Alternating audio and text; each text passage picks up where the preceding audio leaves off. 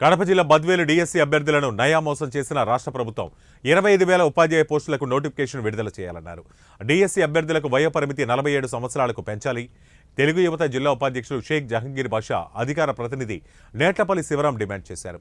బద్వేలు నియోజకవర్గ తెలుగుదేశం పార్టీ కార్యాలయంలో జహంగీర్ బాషా మాట్లాడుతూ ఎన్నికల ముందర హడావిడిగా అతి తక్కువ పోస్టులతో డిఎస్సి ప్రతిపాదనని మంత్రిమండలి ఆమోదించడంపై ప్రభుత్వం టక్కుటమారా వేషాలపై ఆయన ఫైర్ అయ్యారు.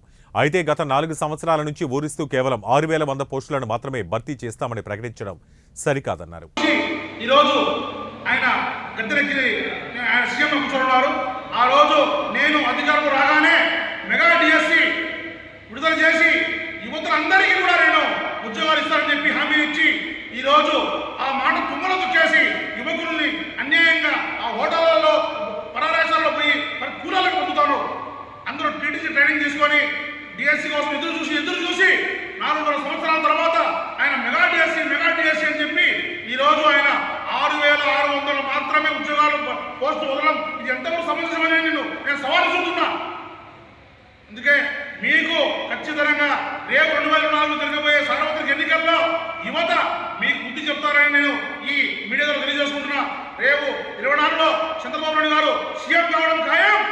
మెగా డిఎస్సి వస్తాను మేము విడుదల చేస్తాం.